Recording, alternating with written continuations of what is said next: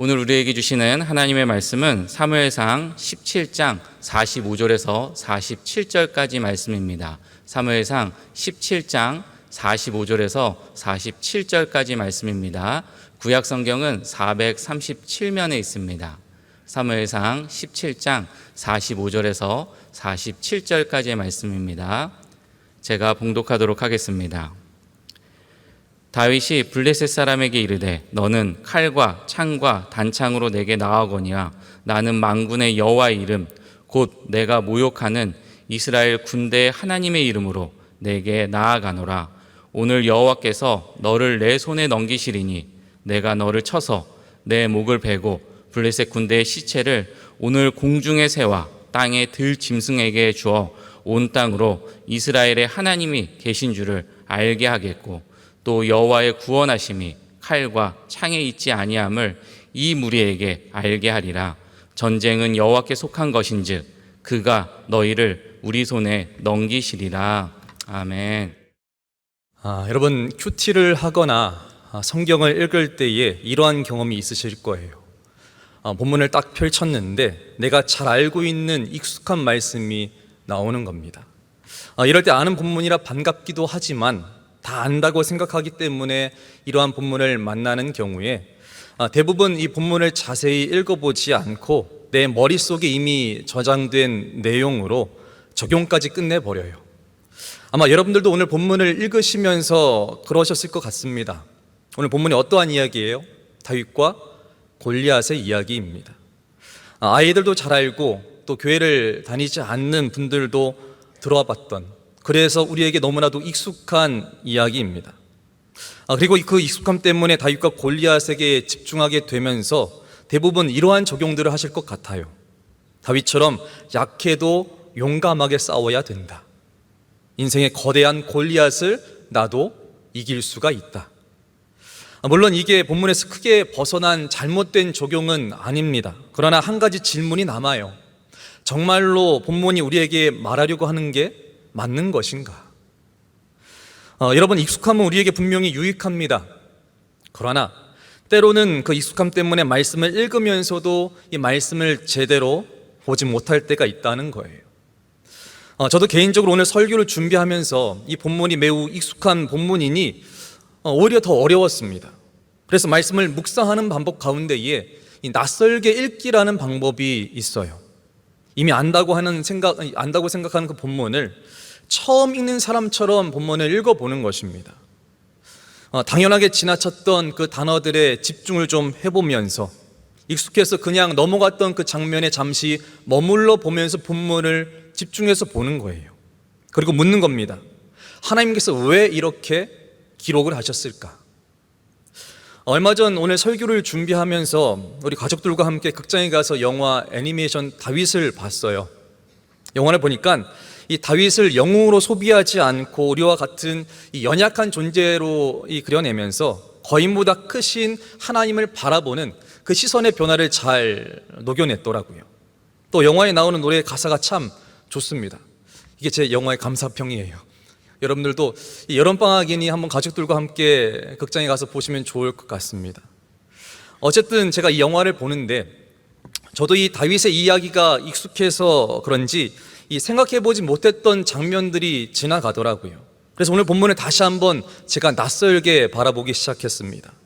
그러게 여러분들도 오늘 이 머릿속에 저장해 둔 이 다윗의 스토리를 잠시 내려놓으시고 본문을 집중해서 한번 보시면 좋을 것 같아요.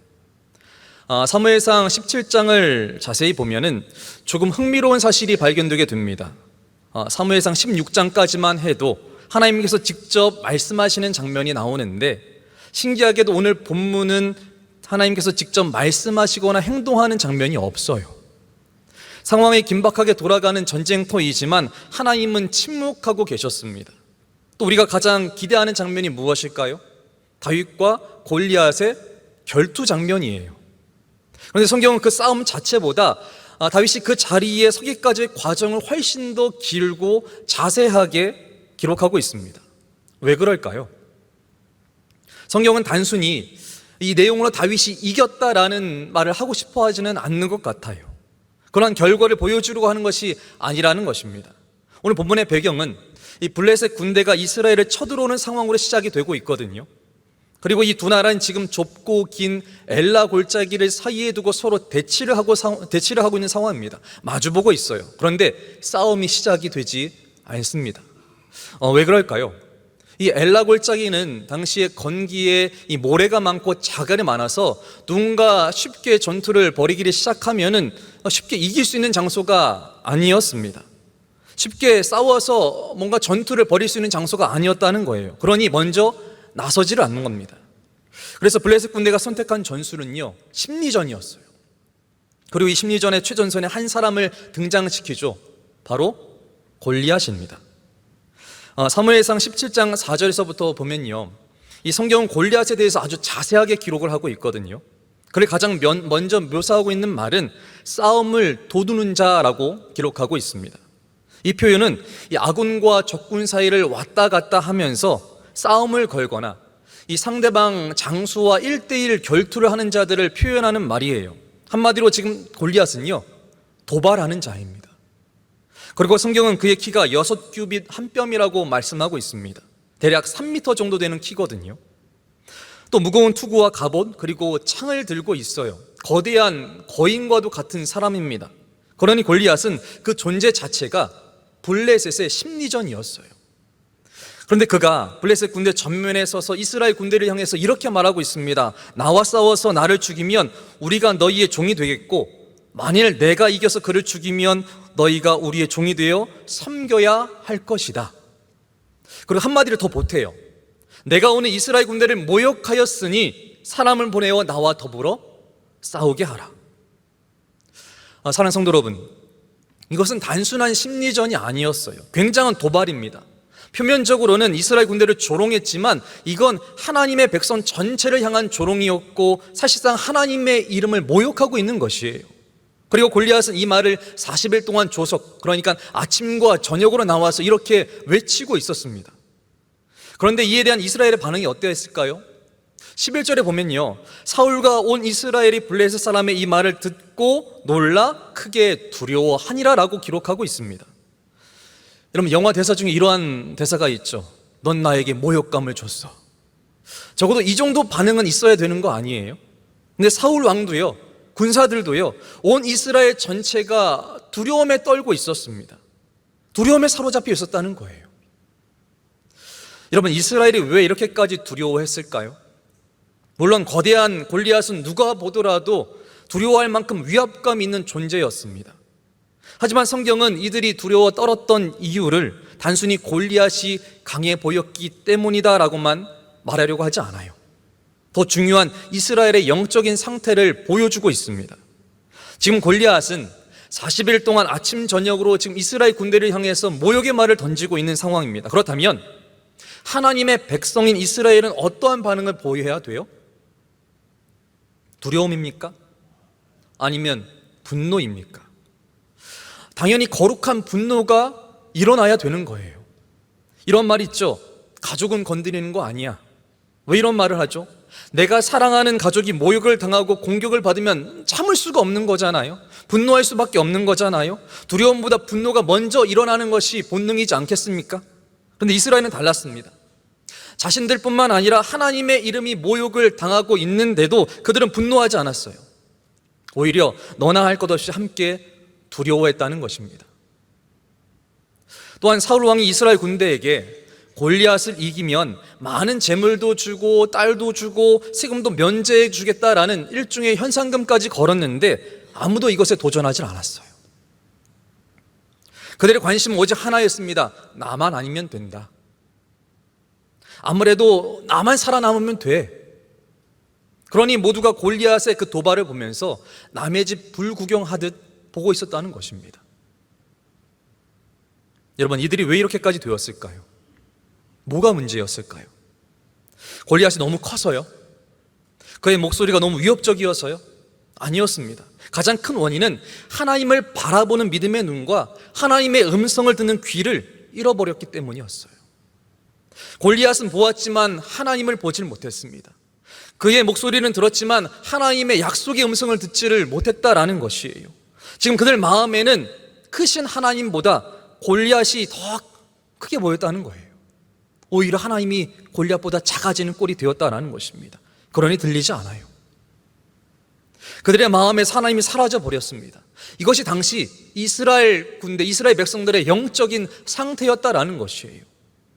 여러분, 우리의 신앙생활에서도 내 마음 중심에서 하나님이 보이지 않고 하나님의 음성이 들리지 않으면 어느 순간 내 앞에 닥친 문제들이 하나님보다 더 크게 보여요. 두려움이 나를 압도합니다. 그러다 하나님은 사라지고 문제만 남아요. 그러니 하나님을 찾고 기도할 생각조차도 하지 못합니다. 사실 이게 우리 스스로를 이 무너지게 만들어버리는 사단의 전략이거든요. 그래서 두려움의 문제는 환경의 문제가 아니라 문제보다 크신 하나님께 시선을 두고 집중하느냐의 문제, 내 마음 중심에 하나님이 있느냐 없느냐의 문제가 된다는 것이에요. 사랑하는 성도 여러분, 우리에게도 골리앗 같은 문제들이 찾아옵니다. 믿는 사람들이라고 해서 고난이 오지 않는 게 아니잖아요. 문제가 발생하지 않는 게 아니잖아요. 경제적인 문제, 건강의 문제, 관계의 문제, 또 자녀의 문제, 이런 문제들이 골리앗처럼 우리들에게 다가와요. 그러면 어떻습니까? 우리의 마음이 불안하죠. 그러다 두려움에 사로잡히게 돼요. 그리고 그렇게 두려움이 우리의 마음을 짓눌러 버리면 그때부터는 답이 없어요. 믿음으로 한 걸음도 내닫지를 못한다는 것입니다.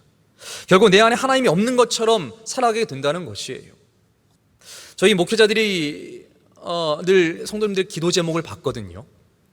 꾸준히 나오는 성도님들의 기도 제목이 있는데 그건 질병을 겪고 있는 환우들에 대한 기도 제목입니다. 요 근래 더 많아진 것 같아요. 암으로 싸우는 성도들, 큰 수술을 하는 성도들의 기도 제목이 줄어들지가 않습니다. 물론 이 쉽지 않은 질병이 내 앞에 나타나면 큰 두려움이 있죠. 무서운 건 당연한 거예요. 근데 참 감사한 것은요, 우리 성도님들이 이 질병 앞에 두려움이 아니라 믿음으로 반응을 해요. 골리앗 앞에 이스라엘 군대처럼 두려워서 벌벌 떠는 것이 아니라 오히려 더 많이 기도하고 찬송하고 예배하면서 살아계신 하나님을 선포하더라고요. 여러분, 성도는 단지 어떠한 문제를 해결받기 위해서 하나님을 믿는 사람들이 아닙니다. 성도는 하나님께서 살아계시다는 것을 세상 가운데에 나타내는 사람들이에요. 하나님이 나와 함께 하신다는 사실을 말로만 고백하는 것이 아니라 삶으로 증거하고 순종으로 증명하면서 살아가는 사람들이 바로 우리 성도들입니다. 그래서 세상은 우리의 말보다 우리의 삶을 보려고 노력을 해요. 그렇기 때문에 우리가 두려움 앞에서 세상 사람들과 똑같이 무너지면 안 되는 것입니다. 하나님을 신뢰함으로 담대하게 내 안에 살아계신 그 하나님을 선포하면서 살아가야 된다는 것이에요. 그래야 세상 사람들이 우리와 함께 하시는 하나님을 보게 되는 것입니다. 자, 이렇게 이스라엘 군대 모두가 골리앗을 바라고 두려워하고 있을 때에 전혀 예상치 못한 사람이 등장을 해요. 바로 소년 다윗입니다. 이 아버지 이사이의 심부름을 가지고 전쟁터에 와서 형들을 만났는데 마침 골리앗이 이스라엘 군대를 향해서 조롱하면서 모욕하는 말을 다윗도 듣게 돼요. 그런데 이때 다윗이 즉각적인 반응을 하고 있는데 이스라엘 군대와는 정반대의 반응을 했습니다. 다윗의 입에서 이러한 말이 본능적으로 나왔어요. 이 할례받지 않은 블레셋 사람이 누구이기에 살아계신 하나님의 군대를 모욕하느냐?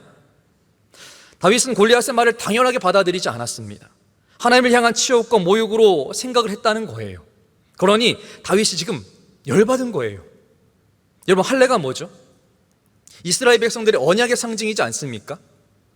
그리고 할례받은 이스라엘 백성은 하나님의 언약 백성이기 때문에 그 하나님께서 눈동자와 같이 지켜주시겠다라고 약속을 하셨어요. 그렇다면 이 언약 백성의 입장에서 지금 본다면은 할례받지 않은 블레셋 사람 그 이방인 골리앗이 아무리 거대하다고 할지라도 하나님께서 하나님의 백성들을 지키시고 보호하실 게 당연한 거니 두렵지 않은 거예요. 또 다윗이 이스라엘 군대를 뭐라고 말하고 있어요? 살아계신 하나님의 군대라고 말을 하고 있거든요. 즉 다윗에게 하나님은 죽은 하나님이 아니라 살아계신 하나님이었습니다. 그리고 그 하나님은 전지전능하신 창조주이시고 구원자이세요. 그러기에 다윗이 볼 때에 살아계신 전능자 하나님의 군대를 모욕하고 대적하는 그 골리앗은 스스로 멸망의 길로 달려가는 사람밖에는 안 되었던 것입니다. 사실 지금 다윗이 하고 있는 이 반응은 하나님의 언약 백성이라면 당연히 보여야 할 이 본능과도 같은 말이거든요. 여러분, 다윗이라고 거대한 골리앗을 보지 못했을까요? 귀에 쟁쟁하게 들리는 그 말이 위협적이지 않았을까요? 아니요, 그가 처한 환경은 이스라엘 군대와 똑같았어요. 그도 두려움이 생길 수 있는 상황이었다라는 것입니다. 그런데 다윗은 살아계신 하나님을 기억하면서 분노했어요. 사랑하는 성도 여러분, 여러분은 교회와 성도가 세상으로부터 너희가 믿는 하나님이 어디 있느냐라고 말하면서 하나님의 이름이 멸시를 당할 때에, 조롱을 받을 때에 이 다윗같이 마음에서 일어나는 이러한 통분함이 있으십니까? 만약 하나님이 모욕을 받아도 내 안에 이러한 가슴앓이와 분노가 없다면, 또 하나님의 이름이 어찌 되든 나와 상관이 없다고 생각한다면은, 그래서 하나님에 대해서 무관심하다면 우리의 영적 상태를 반드시 점검해 봐야 된다는 것이에요. 왜냐하면 그건 내가 하나님을 얼마나 사랑하는지와 관계가 있기 때문입니다. 우리는 종종 위험에 빠진 자녀를 구하기 위해서 불길 속으로, 정말로 깊은 물 속으로 그 몸을 던지는 부모들의 이야기를 종종 뉴스를 통해서 듣게 돼요. 여러분, 자신의 목숨을 잃을 수 있는 상황인데도 이 부모들이 왜 그렇게 행동하죠? 단 하나의 이유 때문이죠. 자녀를 사랑하기 때문에. 사랑하니까 두려워도 그 물불 안 가리고 뛰어드는 거예요. 다윗도 마찬가지입니다. 자신이 사랑하는 하나님이 골리앗의 그 모욕적인 말로 지금 치욕을 받고 있으니 물불 가리지 않고 거룩한 분노를 그가 터뜨린 거예요. 즉 다윗은 이방 민족 블레셋과의 이 전쟁에서 대적의 치욕과 모욕으로 말미암아 살아계신 하나님의 영광이 땅에 떨어지는 게 용납이 안 되었던 것입니다. 그러니 분노할 수밖에 없었어요. 여러분들은 하나님을 사랑하십니까? 그러면 우리의 삶이 하나님을 사랑하는 자답게 반응이 되어야 돼요. 하나님을 사랑하는 자의 믿음과 행동이 본능처럼 내 안에서 날마다 일어나야 된다라는 것입니다. 자, 이렇게 하나님의 영광을 위한 다윗의 도전은 거룩한 분노에서부터 시작이 돼요. 그리고 다윗의 분노 섞인 말을 듣고 있었던 어떤 이스라엘 사람이 이 사실을 사울 왕에게 가서 알리게 됩니다. 그러자 이 사울 왕이 다윗을 불러요. 이때 다윗이 사울 앞에 나가자마자 한 말이 무엇인지 아십니까? 주의 종이 가서 블레셋 사람과 싸우겠다, 이 말을 바로 하게 됩니다. 무려 40일 동안 사울은 물론이고 이 이스라엘 군대 단 한 명도 골리앗과 싸우겠다라고 말하지 않았는데, 지금 소년 다윗이 사울 왕 앞에서 내가 블레셋 사람 골리앗과 싸우겠다라고 지금 말하고 있어요. 여러분은 지금 다윗이 골리앗과 싸우겠다라는 이 다윗의 결정이 어떠하다고 생각하십니까? 물론 우리가 이 상황들을 다 알고 있는 본문이지만 이 상황만 보고 한번 생각을 해봐 주세요. 잘한 결정일까요? 무모한 결정일까요? 사실 다윗은 싸우러 온 자가 아닙니다. 심부름꾼으로 전쟁터에 나온 소년이었어요. 아직 20살도 되지 않아서 이 전쟁에 징집이 되지 않는 그런 어린 나이였습니다. 전투 경험도 없어요. 그러면 이건 한마디로 말이 안 되는 거잖아요. 전쟁이 무슨 애들 장난도 아니잖아요. 또 화를 좀 냈다고, 분노했다고 싸우는 건 그것도 아니잖아요. 즉 다윗의 결정은요, 좀 무모한 결정이었고 무모한 도전이었습니다. 그래서 사울도 이렇게 말을 해요. 내가 가서 저 블레셋 사람과 싸울 수 없으리니 너는 소년이요 그는 어려서부터 용사이니라 라고 말을 합니다. 사울이 봐도 이건 말이 안 된다는 거예요. 게임이 안 돼요. 근본이 다른 이 골리앗과 절대로 싸울 수가 없다는 겁니다. 이건 왕의 반대거든요. 이렇게 골리앗과 싸우고자 하는 다윗의 결정이 지금 무산될 판입니다. 사울이 그것을 막아섰어요. 근데 사실 이 다윗의 길을 막은 것은요, 사울만이 아니었습니다. 다윗의 형 엘리압이 먼저 이 다윗을 막아섰거든요. 다윗이 이 골리앗의 모욕을 듣고 분노하고 있을 때에 엘리압이 이 다윗을 붙잡고는 양은 누구에게 맡겨놓고 건방지게 전쟁 구경하러 왔느냐라고 이 다윗을 무시하면서 화를 내었어요. 비난의 말을 퍼부었습니다. 다윗에게 헛소리하지 말고 빨리 집에 나가, 이렇게 한 것이에요. 여러분, 이렇게 다윗을 막아선 건 다름 아닌 이스라엘 사람들, 그의 형 엘리압과 사울 왕이었거든요. 이건 다윗에게 또 다른 싸움이었습니다. 진짜 싸움을 하기도 전에 또 다른 대상과 지금 싸워야 될 판인 거예요. 사실 이게 성도들에게 찾아오는 영적인 전쟁이거든요. 사탄은 교묘하게 이 싸움의 대진표를 바꿔버려요. 평소에는 그렇지 않았는데 무슨 일만 터지면 잘 모르는 사람들이 날 공격을 해요. 내가 이 문제를 가지고 집중을 해야 되는 지금 시점인데 오히려 다른 문제에 에너지를 쏟게 만들어 버린다는 것입니다. 그러면 하나님을 위한 싸움은 시작도 못하는 거예요. 그렇게 우리들은 영적으로 잘 분별할 줄 알아야 됩니다. 그래서 다윗은요, 엘리압의 말을 듣고는 흔들림 없이 이전과 똑같이 행동하고 있어요. 내가 싸워야 될 대상은 형이 아니라 저 골리앗, 하나님을 모욕하는 골리앗이라는 것을 알았습니다. 자, 그렇다면 사울에게는 어떻게 반응했을까요? 다윗은 하나님께서 자신과 함께 하셨다라는 간증을 사울에게 하고 있어요.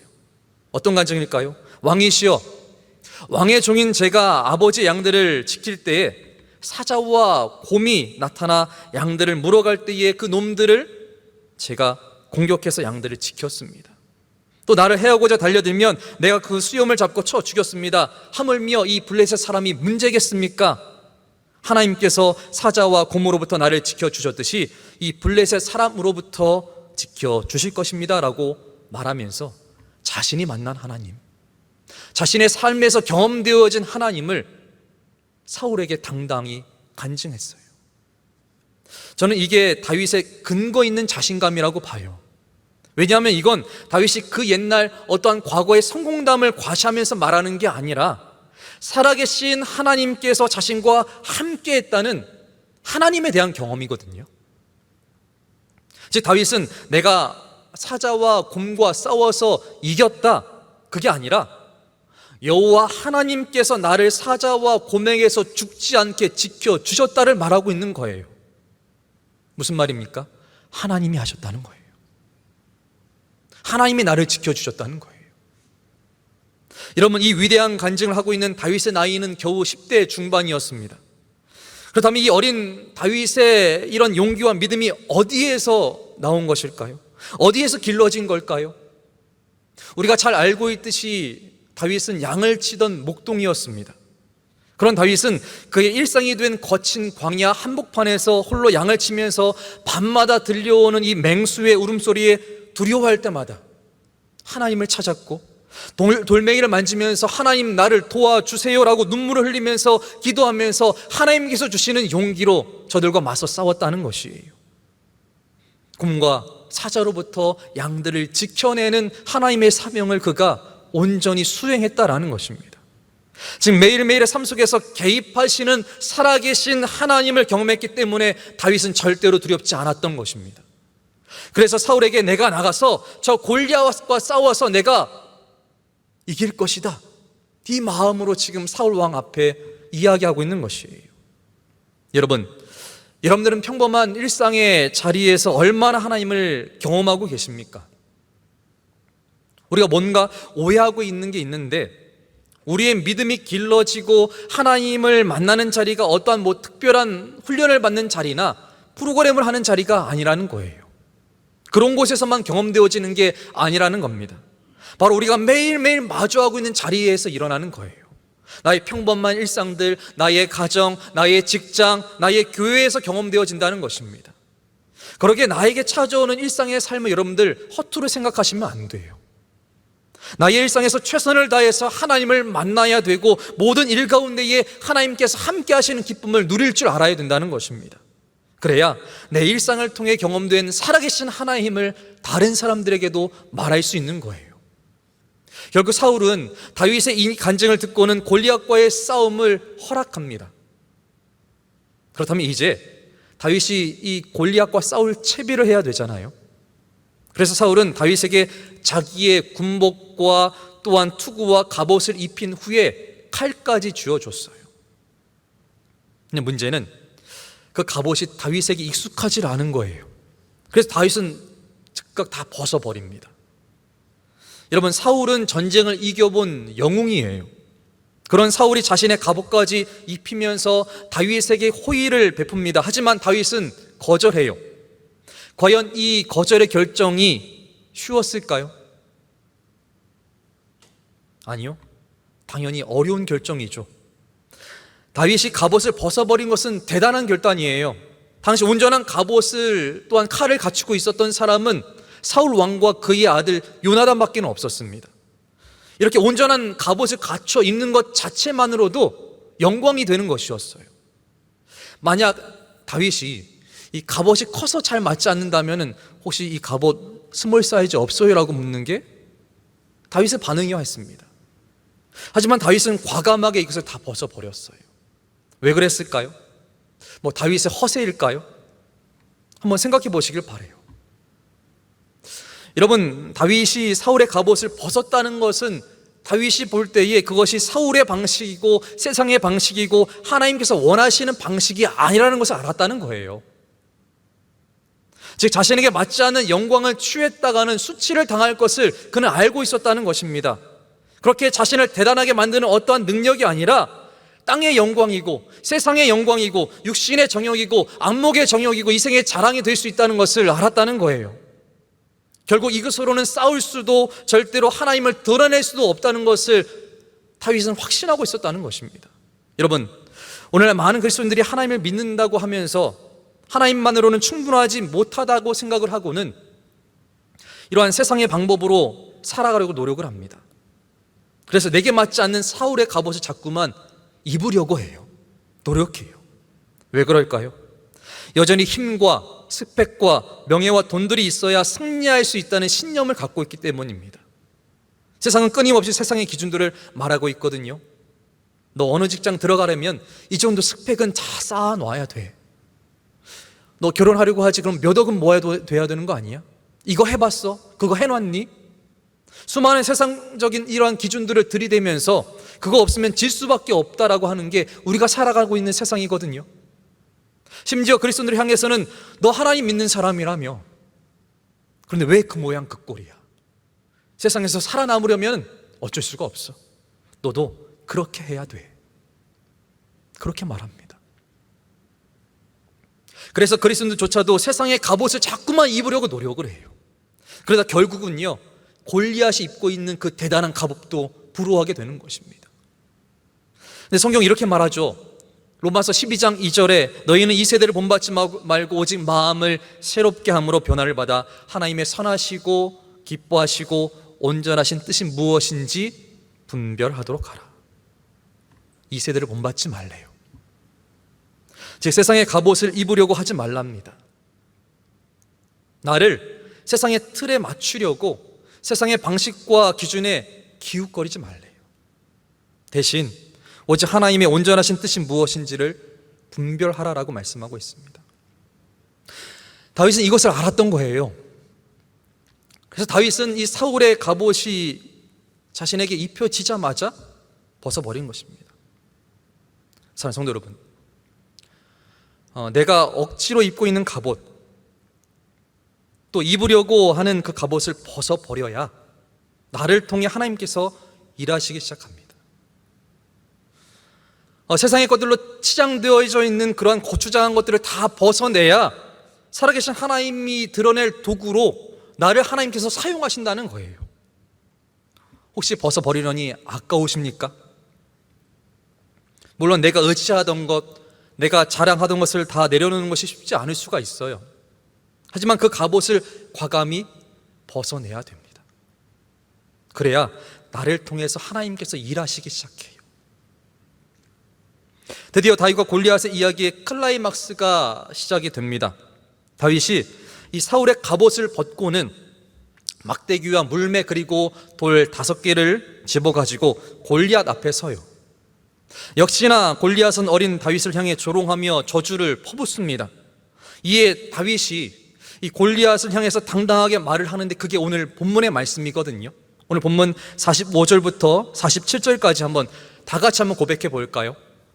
시작. 다윗이 블레셋 사람에게 이르되 너는 칼과 창과 단창으로 내게 나아오거니와 나는 만군의 여호와의 이름 곧 내가 모욕하는 이스라엘 군대의 하나님의 이름으로 내가 나가노라. 오늘 여호와께서 너를 내 손에 넘기시리니 내가 너를 쳐서 내 목을 베고 블레셋 군대의 시체를 오늘 공중에 세워 땅의 들짐승에게 주어 온 땅으로 이스라엘의 하나님이 계신 줄 알게 하겠고 또 여호와의 구원하심이 칼과 창에 있지 아니함을 이 무리에게 알게 하리라. 전쟁은 여호와께 속한 것인즉 그가 너희를 우리 손에 넘기시리라. 아멘. 사랑하는 성도 여러분, 오늘 이 다윗의 고백이 저와 여러분들의 고백이 되어지길 주님의 이름으로 축원합니다. 저는 이 다윗의 고백이 이 다윗의 인생에 있어서 가장 아름다운 신앙 고백 중에 하나라고 생각을 해요. 지금 다윗은 골리앗 앞에서 다른 생각을 하고 있지 않거든요. 온 땅으로 이스라엘의 하나님이 계신 것을 알게 하겠다는 이 믿음밖에 보이질 않아요. 그리고 이 고백은 지금까지 다윗이 시종일관 주목하고 있었다는 것이 거대한 골리앗이 아니라 살아계신 하나님이었다는 것을 분명하게 보여주고 있는 대목입니다. 여러분, 우리의 삶에서 신앙 고백은 매우 중요합니다. 왜냐하면 내 안에 있는 분명한 신앙 고백 하나가 잡다한 지식으로 무장한 율법적 지식이나 오랜 교회 생활로 만들어진 종교적인 열심과는 비교도 안 되는 강력한 위력을 갖고 있기 때문이에요. 그리고 하나님은 분명한 신앙 고백 위에 서 있는 자를 반드시 쓰십니다. 결국 하나님께서 이 다윗의 고백을 단순한 외침으로 끝나게 만들지 않으셨어요. 다윗의 이 위대한 신앙 고백이 행함이 없는 믿음으로 끝나지 않도록 하나님께서는 다윗의 행동으로 보여주십니다. 하나님의 사명을 이루어내세요. 어떻게 해요? 막대기와 돌 5개, 그리고 물매를 준비한 다윗이 먼저 골리앗에게 달려가 싸우게 만들어 주십니다. 골리앗에게 달려가고 있는 다윗은요, 처음부터 수비할 생각이 없어요. 바로 공격이에요. 그러자 그 돌이 다윗의 그 돌이 골리앗에게 던져지게 되고, 그 돌이 어떻게 됩니까? 골리앗의 이마에 딱 맞춰지죠. 여러분, 지금 노트구를 쓰고 있는 이 골리앗의 이마에 그것도 처음 던진 물맷돌이 정확하게 이마에 박힐 확률이 얼마나 될까요? 계산하지 마시고요. 확률이 얼마나 될지는 제가 잘 모르겠지만 이건 분명해요. 하나님께서 하셨다는 겁니다. 하나님께서 하셨다는 거예요. 즉 다윗의 손에서 떠난 그 돌은 그때부터 하나님의 손에 달려 있었다는 것입니다. 결국 다윗이 땅에 엎드러지게 되죠. 이렇게 둘의 싸움이 순식간에 그냥 끝나버렸어요. 온 땅에 하나님이 계신 줄 알게 하겠다는 그 다윗의 신앙 고백이 실제가 되도록 하나님께서 다윗을 지금 사용하셨습니다. 그리고 성경은 다윗과 골리앗의 싸움 마지막 장면을 이렇게 기록하고 있거든요. 다윗이 그를 쳐 죽였으나 자기 손에는 칼이 없었더라. 여러분, 이 영화를 보면은 이 엔딩 크레딧이 끝나고 숨겨져 있는 쿠키 영상이 나올 때가 있어요. 마치 그런 쿠키 영상처럼 다윗과 골리앗의 싸움의 마지막 장면에서 다윗의 손에 지금 칼이 없었다라고 말씀하고 있습니다. 이렇게 기록한 것은 골리앗이 하나님의 손에 죽었다는 것을 증명하고 있는 것이에요. 강조하고 있습니다. 즉 오늘의 이 본문의 주인공은 다윗도 아니고 골리앗도 아니고 하나님께서 주인공이 되셨다는 것을 선포하고 있는 것이에요. 이렇게 다윗과 골리앗의 이야기는 처음부터 끝까지 하나님께서 함께 하셨던 일이었고 온천하 만민으로 하여금 하나님은 분명히 살아계시다는 것을 알게 하고 있어요. 사랑하는 성도 여러분, 여러분들 오늘 본문을 통해서 우리에게 익숙한 이 다윗과 골리앗의 이야기에서 무엇을 발견하셨습니까? 오늘 우리가 함께 살펴본 다윗과 골리앗의 이야기는 소년 다윗이 거대한 장수 골리앗을 물리친 영웅담이 아니에요. 또한 우리 앞에 있는 세상의 골리앗을 믿음으로 이겨내자 이러한 도전적인 이야기도 아닙니다. 다윗이 골리앗 앞에 섰던 이유는 오직 하나, 온 땅으로 하여금 살아계신 하나님이 계시다는 것을 알게 하고자 하는 그러한 말씀이었다는 것이에요. 또한 그렇게 쓰임받기를 소망하면서 목숨을 걸었던 싸움이 이 다윗과 골리앗의 싸움이었다는 것입니다. 결국 오늘의 이 이야기가 우리에게 보여주고 싶어하는 가장 중요한 것은 이거예요. 하나님의 사람의 삶은 무엇을 통해 드러내야 되는가? 어떤 것을 드러내야 되는가? 내 삶의 전부를 무엇을 위해 써야 되는가? 근데 여러분, 여기서 우리는 한 가지 질문을 해볼 수 있을 것 같아요. 그렇다면 우리도 다윗의 삶을 통해 살아계신 하나님을 나타내 보이신 것처럼 우리의 삶을 통해 하나님이 계시다는 걸 나타내는 하나님의 사람으로 과연 쓰임받을 수 있을까? 사실 우리의 모습을 보면 그렇지 않을 때가 더 많잖아요. 골리앗보다 크신 하나님을 바라보기보다는 눈앞에 있는 문제들을 더 크게 바라보잖아요. 진실하신 하나님의 약속보다는 사람들의 말을 더 크게 들을 때가 많아요. 하나님의 영광보다 나의 안위를 붙들고 하나님의 뜻보다 내 계획을 앞세울 때가 훨씬 더 많습니다. 어쩌면 우리는 다윗보다 골리앗 앞에서 두려워 떨었던 이스라엘의 군대의 모습과 더 가까워요. 그렇다면 우리에게 필요한 것은 무엇일까요? 우리의 결심과 의지만으로는 하나님만 바라보면서 살아갈 수가 없잖아요. 우리의 능력으로는 세상 가운데 이 하나님을 드러낼 수 있는 현실이 아니잖아요. 그래서 우리에게는 예수 그리스도가 필요합니다. 주님의 은혜가 필요한 거예요. 여러분, 우리가 믿는 예수님이 어떠한 분이십니까? 예수님은 골리앗보다, 아니 다윗보다 더 크신 참된 왕이세요. 그리고 예수님은 다윗이 이스라엘을 대신해서 골리앗 앞에 섰던 것처럼 우리를 대신해서 죄와 사망 앞에 서셨고 십자가에서 홀로 그 싸움을 감당해 주셨습니다. 세상은 예수님의 십자가 사건을 실패와 패배라고 단정짓고 있어요. 그러나 예수님께서는 십자가와 부활을 통해 죄와 사망의 권세를 깨뜨리시고 우리를 구원하시면서 완전한 승리를 허락하여 주셨습니다. 그리고 이 놀라운 승리의 사실을 이 땅 가운데에 분명히 나타내 보이셨어요. 여러분, 이 예수님께서 여전히 우리와 함께 하십니다. 여전히 우리를 도우시며 우리에게 놀라운 구원의 은혜를 주고 계세요. 그 예수님이 지금 내 안에 사신다는 거예요. 이 복음이 나의 것이에요. 그러니 뭐가 두려울까요? 두려울 게 없어요.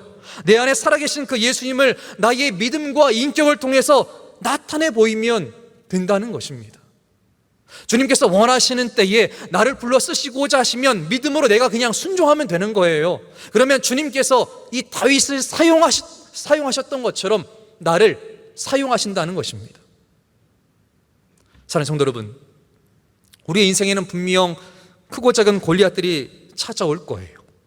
그때마다 우리는 내 힘으로 이겨내려고 하는 그러한 사람이 아니라 이미 승리하신 예수 그리스도를 바라보며 붙드는 사람이 되어져야 된다는 것이에요.